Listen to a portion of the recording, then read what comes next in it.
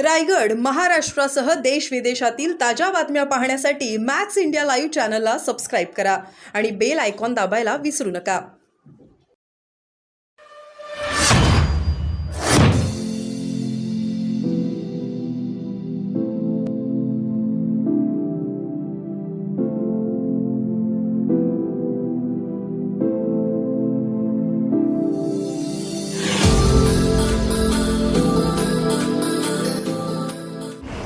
Road आल्यावर आपल्याला थोडंसं पसरून उभं राहायला लागेल. या गेट पासून त्या गेट पर्यंत आपण उभे राहूया.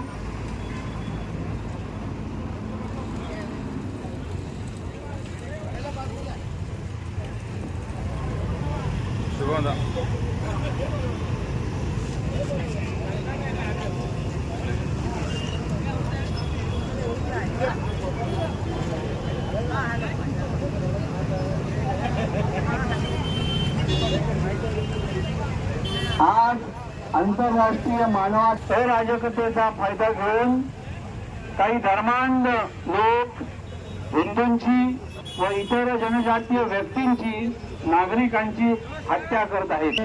हे आपण आंदोलन करीत आहोत. आंदोलनानंतर आपल्याला निवेदन द्यायचं आहे. त्या करूया. आपण स्टेजच्या उजव्या आणि डाव्या बाजूला मोठ्या प्रमाणात जागा उपलब्ध आहे. आपण तिथे उभे राहूया. स्टेजच्या कृपया स्टेजवरती आणून द्यावेत.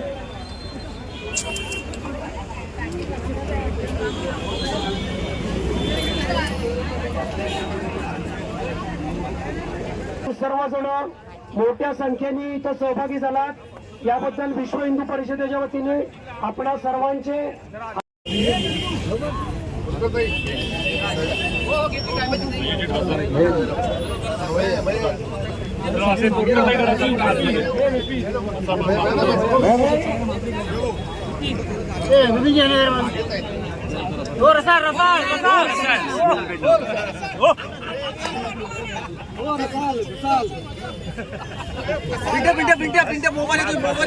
दोन मिनिटं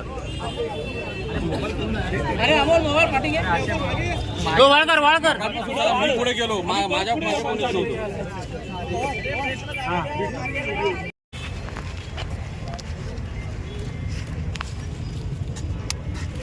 जरा 2 मिनिट.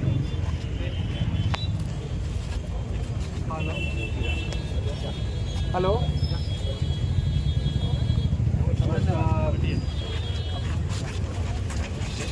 मागे सगळे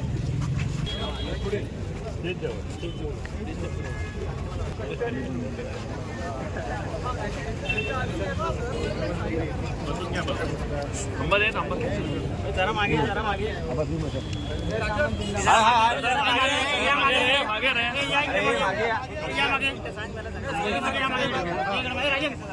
आपण पुढे गेले. देशामध्ये नरेंद्र मोदी साहेबांचं सरकार आल्यानंतर पाकिस्ताननं डोळे वटारून बघण्याची हिंमत देखील भारतावर केली नाही.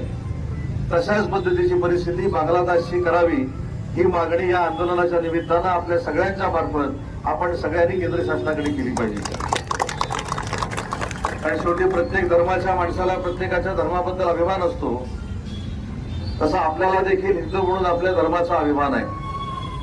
आणि म्हणून एखादी गोष्ट जर पटत नसेल तर लोकशाहीच्या माध्यमातून काही गोष्टी सांगायच्या असतात. परंतु ज्या पद्धतीनं बांगलादेशमध्ये आपल्या भारतातल्या सगळ्याच अल्पसंख्याकांवर जो अत्याचार होतोय तो खरोखरच निषेध करण्यासारखा आहे. आणि या आंदोलनामध्ये अजून एक सप्रे साहेब मला इथे सांगितलं पाहिजे, काल जो कर्नाटकमध्ये एक प्रकार घडला तो देखील निंदनीय आहे. केंद्र सरकारनं सीमा भागातल्या लोकांसाठी काय निर्णय घ्यायचा आहे केंद्र सरकार ठरवेल, सुप्रीम कोर्ट देखील ठरवेल. परंतु काल कर्नाटकच्या काँग्रेस सरकारमधल्या काही मंत्र्यांनी पुन्हा एकदा स्वातंत्र्यवीर सावरकरांचा अपमान केला. त्याचा देखील मी जाहीरपणानं निषेध करतो. कारण स्वातंत्र्यवीर सावरकरांचं आणि रत्नागिरीचं नातं हे अतूट असं आहे.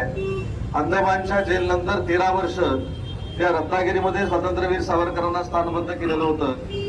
वंदनीय बाळासाहेबांच्या विचारानं काम करणारी आमची शिवसेना असल्यामुळं आम्हाला देखील स्वातंत्र्यवीर सावरकरांबद्दल नितांत आदर आहे. आणि अशा व्यक्तीचा अपमान करणाऱ्या कर्नाटकच्या केंद्र सरकारचा राज्य सरकारचा देखील या आंदोलनाच्या निमित्तानं मी निषेध करतो आणि मी देखील स्वतः महाराष्ट्र एकीकरण समितीच्या लोकांची चर्चा केली.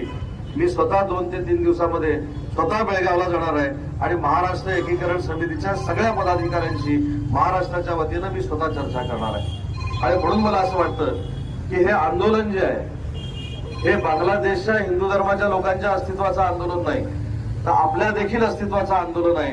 आणि म्हणून या आंदोलनाला शिवसेनेनं देखील पाठिंबा दिलेला आहे. शिवसेनेच्या वतीनं मी इथल्या माझ्या सर्व सहकाऱ्यांना शब्द देतो की ज्या ज्यावेळी असा प्रसंग निर्माण होईल ते विश्व हिंदू परिषद असेल, संघ असेल, या सगळ्यांबरोबर शिवसेना तुमच्या सोबत ठामपणानं उभी राहील हा देखील शब्द देतो. आणि भविष्यामध्ये ज्या ज्या ठिकाणी अशा अडचणी निर्माण होतील त्या अडचणी दूर करण्यासाठी मी असेल, माझे बंधू आमदार किरण सामंत असतील, शिवसेनेचे निवडून आलेले जिल्ह्यातले सगळे आमदार असतील आणि महाराष्ट्रातले सगळे आमदार असतील, आम्ही तुमच्या सोबत आहोत हा शब्द या आंदोलनाच्या निमित्तानं देतो. आणि या प्रवृत्तीचा पुन्हा एकदा निषेध करतो आणि पुन्हा एकदा केंद्र सरकारला विनंती करतो की ज्या पद्धतीनं पाकिस्तानची परिस्थिती भारत देशाच्या केंद्र सरकारनं केलेली आहे तशीच परिस्थिती या बांगलादेशच्या सरकारची करावी ही आमची सगळ्यांची मागणी आहे. एवढंच सांगतो आणि थांबतो. जय हिंद, जय महाराष्ट्र केली पाहिजे. आणि शेवटी प्रत्येक धर्माच्या माणसाला प्रत्येकाच्या धर्माबद्दल अभिमान असतो, तसा आपल्याला देखील हिंदू म्हणून आपल्या धर्माचा अभिमान आहे.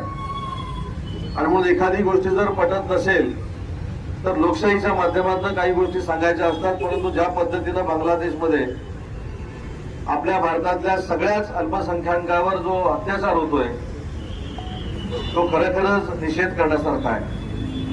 आणि या आंदोलनामध्ये अजून एक सप्रे साहेब मला इथे सांगितलं पाहिजे, काल जो कर्नाटकमध्ये एक प्रकार घडला तो देखील निंदनीय आहे.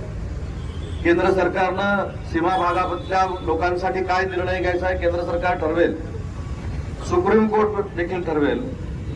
परंतु काल कर्नाटकच्या काँग्रेस सरकारमधल्या काही मंत्र्यांनी पुन्हा एकदा स्वातंत्र्यवीर सावरकरांचा अपमान केला. त्याचा देखील मी जाहीरपणानं निषेध करतो. कारण स्वातंत्र्यवीर सावरकरांचं आणि रत्नागिरीचं नातं हे अतूट असं आहे. अंदमानच्या जेलनंतर 13 वर्ष त्या रत्नागिरीमध्ये स्वातंत्र्यवीर सावरकरांना स्थानबद्ध केलेलं होतं.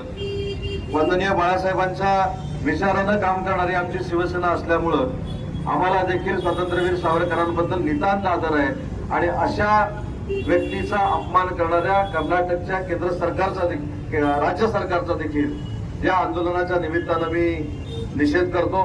आणि मी देखील स्वतः महाराष्ट्र एकीकरण समितीच्या लोकांची चर्चा केली. मी स्वतः 2 ते 3 दिवसामध्ये स्वतः बेळगावला जाणार आहे आणि महाराष्ट्र एकीकरण समितीच्या सगळ्या पदाधिकाऱ्यांशी महाराष्ट्राच्या वतीनं मी स्वतः चर्चा करणार आहे. आणि म्हणून मला असं वाटतं की हे आंदोलन जे आहे हे बांगलादेशच्या हिंदू धर्माच्या लोकांच्या अस्तित्वाचं आंदोलन नाही, तर आपल्या देखील अस्तित्वाचं आंदोलन आहे. आणि म्हणून या आंदोलनाला शिवसेनेनं देखील पाठिंबा दिलेला आहे. शिवसेनेच्या वतीनं मी इथल्या माझ्या सर्व सहकाऱ्यांना शब्द देतो की ज्या ज्यावेळी असा प्रसंग निर्माण होईल ते विश्व हिंदू परिषद असेल, संघ असेल, या सगळ्यांबरोबर शिवसेना तुमच्या सोबत ठामपणानं उभी राहील हा देखील शब्द देतो. आणि भविष्यामध्ये ज्या ज्या ठिकाणी अशा अडचणी निर्माण होतील त्या अडचणी दूर करण्यासाठी मी असेल, माझे बंधू आमदार किरण सामंत असतील, शिवसेनेचे निवडून आलेले जिल्ह्यातले सगळे आमदार असतील आणि महाराष्ट्रातले सगळे आमदार असतील, आम्ही तुमच्या सोबत आहोत हा शब्द या आंदोलनाच्या निमित्तानं देतो. आणि या प्रवृत्तीचा पुन्हा एकदा निषेध करतो आणि पुन्हा एकदा केंद्र सरकारला विनंती करतो की ज्या पद्धतीनं पाकिस्तानची परिस्थिती भारत देशाच्या केंद्र सरकारनं केलेली आहे तशीच परिस्थिती या बांगलादेशच्या सरकारची करावी ही आमची सगळ्यांची मागणी आहे. एवढंच सांगतो आणि थांबतो. जय हिंद, जय महाराष्ट्र.